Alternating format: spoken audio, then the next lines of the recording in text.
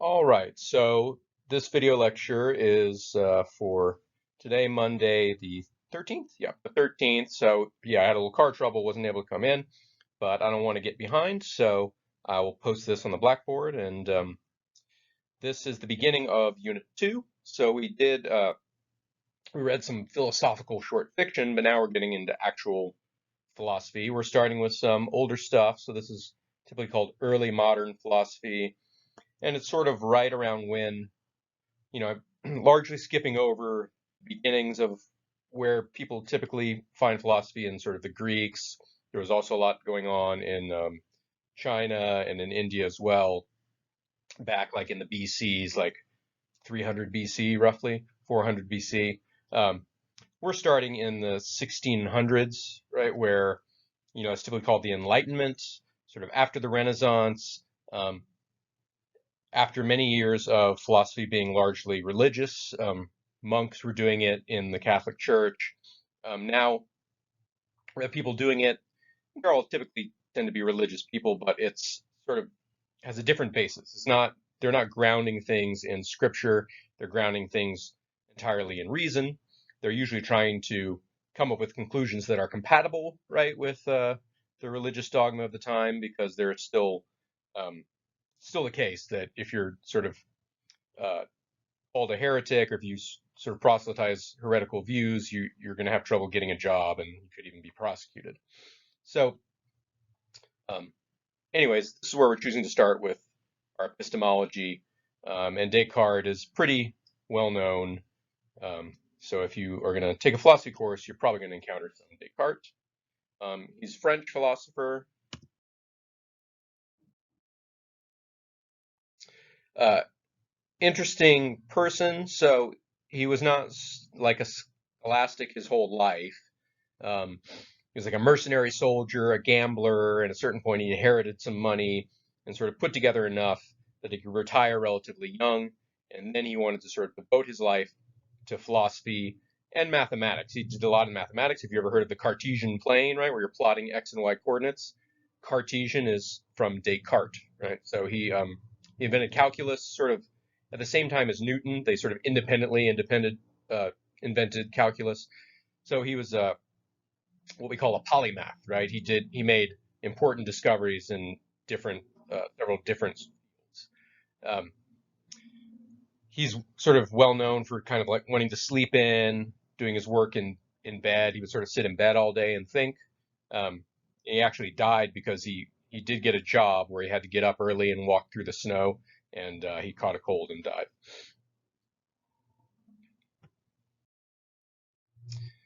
So in this reading, which is Meditations, part one and two, uh, again, we're talking about epistemology, which is the study of knowledge. Episteme, right, is a Greek root. It means knowledge. Um, so he wants to know what we can know, and he wants a firmer foundation for knowledge, right? So he sort of begins the meditation by pointing out that um, through his life, he's found out that he's been mistaken about a lot of things that he thought he knew, right? Just a few examples, like from my life, for years, like until I think my 30s, I thought that the plural of octopus was octopi. Then it was pointed out to me that it is not. So the mistake I made is I thought it was a Latin root, because US is often Latin, words that come from Latin, but it's actually a Greek root. So in Latin, US plural becomes a I, but not in Greek. So turns out the plural of octopus is octopuses, right? Um, and in general, right, there's lots of things that you think you know that turns out to be wrong. Even scientists think they know something and they turn out to be wrong. We revise all the time. Once upon a time, right, the best theory of heat that we had was that heat was some kind of substance called caloric, and it would flow from hot things into cold things. Now we know that heat is molecular energy, right, the motion of particles. So um, Descartes just notes this phenomenon. Oh, just because I think I know something doesn't mean I actually know it, right? I might end up being corrected later. Maybe you have some uh, examples, right, from your own life of things you thought you knew that turned out to be wrong. So the question is, since recognizing this phenomenon, the next thing that you might wonder is, well, how there's also some stuff I think I know right now. How do I know that that's not going to turn out to be wrong later on, right? How can I really know that I know stuff? Because after all, the things I think I know now, I acquired in the same way as the things that turned out to be wrong, right? Maybe I got it from a teacher, maybe I learned it from TV, picked it up from friends, um, right? I sort of, with the octopus, I kind of made an inference. A lot of US words, when you pluralize them, they become they end in I, so I just sort of generalize. So we do a lot of that. Um, so yeah, in general, the way we acquire knowledge is a little haphazard. Um, and you might worry that if I can be wrong about some stuff, I might be wrong about a lot of stuff.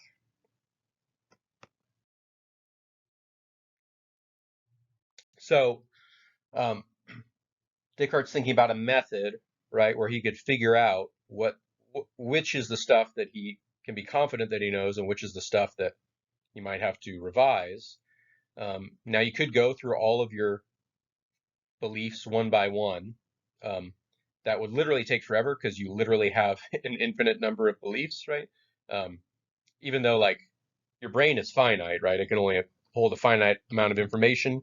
You can make sort of all these inferences, right? So I know that the best way to drink from a cup is to use the handle, right?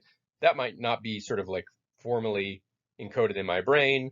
Um, right? Or I might think, well, the best way to drink from a cup is the handle, unless there isn't a handle. In that case, it's a hand, unless it's too big, and then it's two hands, right? Um, or if it's a strange shape, then it might be different. So, like, uh, we have sort of knowledge. Some of it may be encoded in our brains in some format, but then a lot of it is not even really encoded, and we just sort of like derive it on the fly.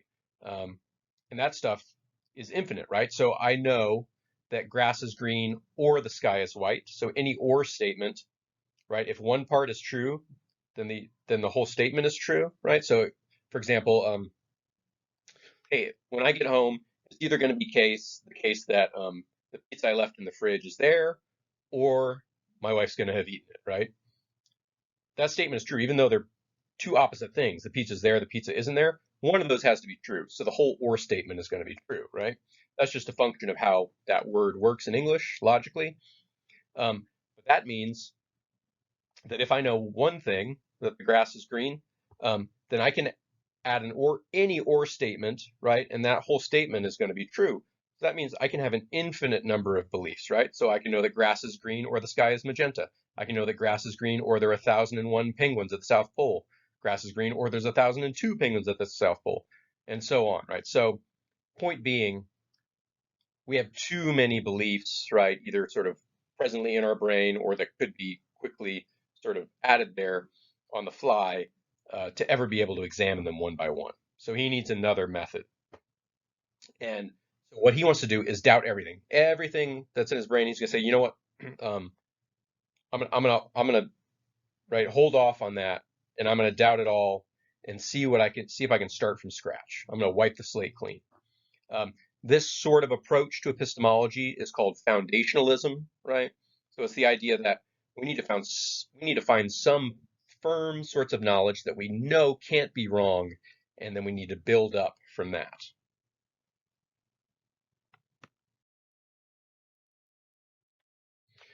Okay, so he's going to sort of in this sort of wide sort of wiping the slate clean instead of looking at individual beliefs, he's going to look at sort of general sources of knowledge, see if any of those could be reliable. He starts with senses. So he notes that a lot of what he thinks he knows, he derives from his senses. That's the source of a good deal of our knowledge, right?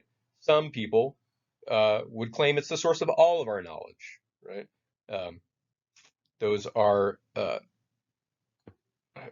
right, blanking on the empiricists. Those are empiricists, right? Who are be contrasted with rationalists. Um, so even if you're not an empiricist, right, even if you don't think all of our knowledge comes from the senses, most people would admit that a big chunk of it comes from the senses. So he knows he's sitting in a chair. He knows he's like wearing a red shirt. There's a lamp on the table, right? And this is all because he sees that stuff. Um, so is that reliable knowledge? Can we trust everything from our senses, right? If so, that'd be great. That'd be a nice wide foundation that we could build up from. So is it possible to doubt that, right? Or is that a firm foundation? Well, what do you think? Um, He could be hallucinating, dreaming, right? He might be in the Matrix. So anybody who's had thought a little bit philosophically or even watched a film, right, that has a little bit of a philosophical bent, um, right, you're going to realize that your senses can deceive you, right?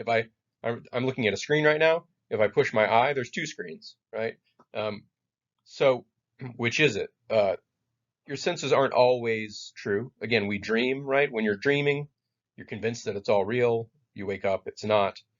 Um, and again, if you've watched any of these sort of films like Inception or The Matrix, right, you know that it's at least conceptually possible that all of your experience is actually deceptive, right? So, is there any way to know that your senses are can be trusted? Um, can you know that you're not dreaming? Well, maybe not. Let's hold off on that for now, right? Maybe we can't know we're not dreaming, but um, we do know that our dreams have content, right? And that must have come from somewhere. So how could I dream that I have hands if I've never seen actual hands, right? Did I just invent hands out of nowhere? Probably not. So even if I don't know, right, that I'm actually sitting in a chair wearing a red shirt next to a lamp, right? Maybe I'm dreaming it, but maybe I know that those sorts of things exist for me to be able to know what they are to dream about them, right? I must have seen a lamp. I must have seen a chair, right? Um, well, you know what? Actually, Descartes wants to even doubt that, right? Because painters, for example, can paint representations of unicorns. They've never seen a unicorn, right? So when I'm dreaming, maybe I've never seen a hand. Maybe I just invented hands, right? It's possible. Now you might reply, hey, Descartes, that's going a little crazy, right? Unicorns is just a combination of a horse and a horn, right? You've seen a horse, you've seen a horn, you slap them together, right? Um, so still, maybe the content of my dreams are derived from things that actually exist that I've seen through the senses. Um, right? And even if you want to break it down just to colors and shapes, it must be true that colors and shapes exist, right? And that they've somehow come into my senses, and then maybe I can use those to build up the content that's in my dreams, but those must exist. So shapes, for example, right? Those reduce to geometry. And again, Descartes cares a lot about geometry. Again, he invented calculus, Cartesian geometry. So even if I'm dreaming, right, here's something I can know without a doubt. 2 plus 3 equals 5. All the points on a circle are equidistant from the center, right? That can't be false. Those are literally logical truths, right? To deny them would be to contradict yourself, right? If I said all the points on a circle aren't equidistant from the center, I wouldn't even be talking about a circle, right? I'd be talking nonsense. But then Descartes, again, he wants to be very, very careful. Is there any way I could be wrong, even about these mathematical and geometric truths? And he says, well, um, there's one way that I could be wrong even about that. What if there's an evil demon out there, and this demon has decided to make it his life's work to trick me? So every time I start to think about math, right, the demon confuses me. I go 2 plus 2, right, 2 plus 3 equals, and maybe the answer is actually 4, right? And the demon tricks me at the last minute, and I say 5, right? We have been confused, right? We have made mistakes about mathematics, and if you've ever taken geometry, sometimes you make mistakes. So maybe there's an evil demon out there who's ensuring that you just make a little mistake every single time you think about math and geometry. And that's where we end up with meditation one, radical skepticism, right? Descartes' like, I don't know if I can know anything, right? If it's even possible that there's an evil demon out there deceiving me, then that means maybe I can't know anything at all, right? Um, that's not where Descartes is going to end up, right? He's going to end up in the next meditation figuring out something that he can know, but some people end right there, right? There are people that are radical skeptics. Uh, but Descartes, a foundationalist, he thinks eventually he will find some foundation, and that's going to come up in meditation two. So let's go on. Okay, finally a foundation. So in meditation two, Descartes figures it out. He finds something he can't doubt. So back to where we were, we're being deceived by an evil demon, right? So we can't trust our senses. We don't know if we're dreaming or not. And we can't even trust, maybe we're dreaming, right? But we can't even trust that 2 plus 2 equals 4, right? Because it's possible that an evil demon is in there making us make a little mistake, right? So even these logical truths that we think we know, we could be confused, right? Something is making us get confused. But Descartes says, wait, if I'm doubting it, or if I'm conceiving that it's possible there's a demon, right? If I'm doubting even my mathematical knowledge, something's happening. I'm doubting, right? And if I'm doubting or being deceived, that means I exist, right? There has to be something that the evil demon is deceiving, right? There has to be something that's doubting. So this is the quote. I exist is necessarily true each time that I pronounce it or I mentally conceive it, right? So anytime a thought happens, I must exist. So why is that necessarily true? Well, he says to deny it would be a contradiction, right? Which sort of makes sense, right? Um, I think, therefore I am, right? So if I'm, again, I doubt, say, maybe 2 plus 2 doesn't equals 4. Um, Something's going on there. A thought is happening. And if a thought is happening, something exists and somebody's thinking it. Here's our foundation. I exist. I can know that I'm thinking, and if I'm thinking, I exist.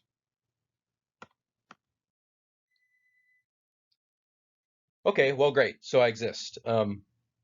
Is that all I know? Right? Can I know anything more about myself? Uh, right? Do I have hands? Can we get the hands? Um, so he starts to think about all the things he used to think, right, before he started doubting everything, right? So what is he, right? We have that he's a thinking thing. Or sorry, we have that a thought exists, right? And that I exist. He says, if I'm thinking, I exist. So what is I? Is the question. Well, he thought he was a man, right, before. What's a man? Well, Aristotle says a man is a reasonable animal. And now back then, when people said man, they meant humanity, right? So this includes women too. Although they were also pretty sexist, but they did think women were reasonable. Um, okay, that's not a great place to start, right? Because now we have to define reasonable and animal. I have to figure out if I know what reasonable is. I have to figure out if I know that animals exist. And we already decided that this whole strategy of like checking every single belief is not going to work, right? So, what am I? We're going to have to figure this out from scratch too, right? We can't just go back to say I'm a man. I thought I had a body, right? But that knowledge that I had a body actually came from my senses, right? I saw myself in a mirror, I see my hands, I feel pain and stuff like that, but that's still sensory. The demon could be tricking me about that, right? Even if I know I exist, right? There's still this demon possibility, right? We just know the demon can't trick us about existing, but he might trick us about having a body. Um, but again, I know I'm thinking, so let's just call whatever part of me that thinks, call that a soul. Now later on, in the unit 3, we're going to see Descartes' argument about why the soul and the body have to be distinct, right? Here, we're not going to worry about that. So we're just going to stipulate. I know I'm thinking. Let's call it a thing that thinks, call it a soul, right? So um, what am I? I know I'm at least that. I'm a thing that doubts, that understands, conceives, affirms, denies, wills, refuses, imagines, so on, right? All these sorts of mental states that if they're happening, then I know I exist. I'm one of those, right? Um, so that's the foundation, right? I know I exist, and I know what kind of thing I am, at least minimally. Minimally, I'm a thinking thing, right? I am a soul. Okay, maybe I'm more. Maybe I'm a body too. We just don't know that for sure yet, right? We have to build that back up from scratch. Um, this is sort of a weird world that we're at, right? We're starting, right? But we don't have um, all the things that we probably, right, before you read Descartes and started thinking about this stuff, if anybody asked you, what are you the most sure of? You might say something like, well, I'm most sure that I'm looking at a hand before me. I'm most sure that there's a table in front of me. Um, Descartes sort of wiped all that away. And now all that we're most sure of is sort of these very abstract things about existence and that we are thinking things, we're souls, right? it's we're starting back from a different point, and this is why Descartes is called a rationalist, right? So again, uh, I don't know why I can't uh, think of the it's rationalist, and this is like the most basic philosophy thing. I'm totally blanking on it. Empiricist. Brain is not working today. Um, so this is where we see the distinction between Descartes being he's not an empiricist. Empiricists say the most basic things is senses, right? Descartes is a rationalist. The most basic things are the things we can deduce purely. And at our essence, we are purely a rational being, right? Oh, here, I wrote it down. Okay, so now he wants, so this might be a sort of a strange picture, and I think it is to most people. Most people are probably default empiricists. Um, Now he spends some time trying to convince us that it's not actually so strange to trust your abstract knowledge and your reason more than you would trust your senses. And this is where he parts company with some of his not quite contemporaries, sort of the next generation that came after him. Hume is there on the left and Locke on the right. We're going to read some stuff from them later when we get to personal identity. All these early figures wrote on a wide variety of things. And if you sort of lots of different subjects, if you want to go back to sort of like the beginning, I mean, obviously you can go much further, but people often start with these folks. But these Hume and Locke are empiricists. They think that all knowledge is derived from the senses. Descartes, rationalist. He wants to say all knowledge is based on pure reason. Now he's going to use the example of a piece of wax to explain to us why that's not so crazy, right? To distrust your senses and instead only trust pure reason. So what is the sensory world, right? Takes the example of this piece of wax. I imagine that when he was writing this, he was trying to come up with an example, and he had a piece of wax that he was playing with, right? So you look at it, right? You can see its shape and its color. You can smell it. It was probably a piece of honeycomb, right? You kind of smell the sweet honey smell, feel its texture. You can taste it, taste the sweetness. Okay, those are all the sensory aspects of it, right? So why can't we trust those? Well, he says, look at this. He's sitting by the fire, right? Again, he likes to stay warm, and he died as soon as he got a little chilly. Um, so he brings the wax close to the fire. Now, all of a sudden, all these properties are changing, right? So if you thought the wax was, you know, a sweet sort of piece of sort of firm, sort of sticky stuff, you bring it by the fire, and all of a sudden it's liquidy. You can't, doesn't smell the same anymore. Its shape has changed, right?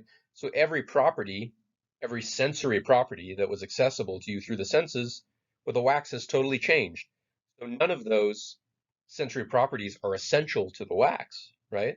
The wax can exist without any of them. Uh, so what's left? What is it that holds the wax together, makes it wax? Well, Descartes wants to say it's got to be my idea of the wax. There's nothing left. All the sensory properties have changed, right? The only thing that's still there is my idea of the wax as a substance, right? So this to him is a sort of proof, again, that the foundation, right, the core of our knowledge is not going to be sensory information. Sensory information changes. It's going to be rational, abstract thought, right? So he says, look, even bodies, right, are not properly speaking known by the senses. They're known by our ideas. Okay, so we're nearing the end of this meditation, and Wednesday, but when we start, I want to sort of review this because when I do this on video, I know it goes a bit faster, right? This is going to be about half the length of our proper class. That's because I don't get to pause and take questions and make sure you're understanding it. So we'll do that on Wednesday. But where we stand right now is we do know a few things. We have some foundational knowledge. Descartes knows he exists.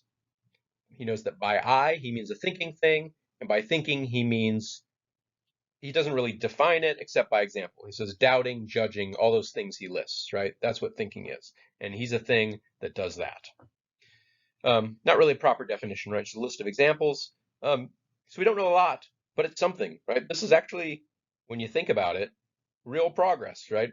Philosophy does not just sort of ask questions, right? If you recall sort of that Bennett uh, story, right? Where am I? You might think philosophy is just like, oh, great, we just sort of run into all these questions and contradictions and objections, but like we never get an answer about the nature of personal identity, Descartes has an answer here. He has a piece of knowledge that is unshakable, right? I exist. So pretty good. It's progress.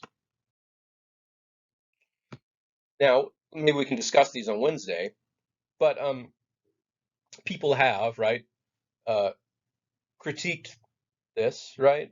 I find it pretty convincing, right? But there are ways to push back on it, right? So notice that this I sort of comes in, right? So Descartes says, I'm doubting, right? So I exist.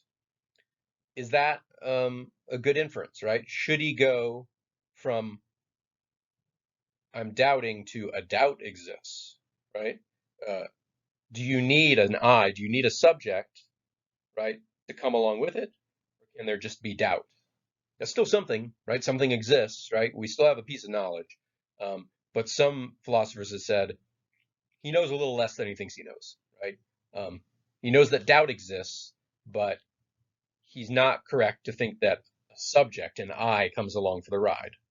But that's a little tricky, right? Because we tend to think that if a thought exists, there has to be a thinker, right? And this is a very sort of sticky question that, we're not going to get into. If you want to write a paper on it, it could be an interesting topic. It might just be a function of our grammar, right? That when we talk about a verb, right, doubt, that we have to assume that there's someone making it happen, but maybe grammar isn't the best guide to sort of metaphysics. At any rate, Descartes doesn't tell us. We're not going to be able to spend a lot of time on that, but if you want to write a paper, it could be interesting. Okay, so hopefully this is enough to sort of get you going, thinking about the stuff, helping you understand the reading. We'll catch up on it a bit on Wednesday. I suspect having missed this Monday's section in person is going to mean that the McKinnon article we may not get to, which would be next week. So if you're reading ahead, I don't think you have to read the McKinnon article, the very last one. If you want to, you should. It's great. The topic of epistemic injustice is a really good one. It's interesting in feminist philosophy, and I feel bad that we may have to skip it, but yeah, having to cancel Monday is putting us a little bit behind because I'm gonna make sure to spend a little time on Wednesday making sure that we're up to date because the video is not as good as in person. Right? So I will see you on Wednesday, and we'll talk then.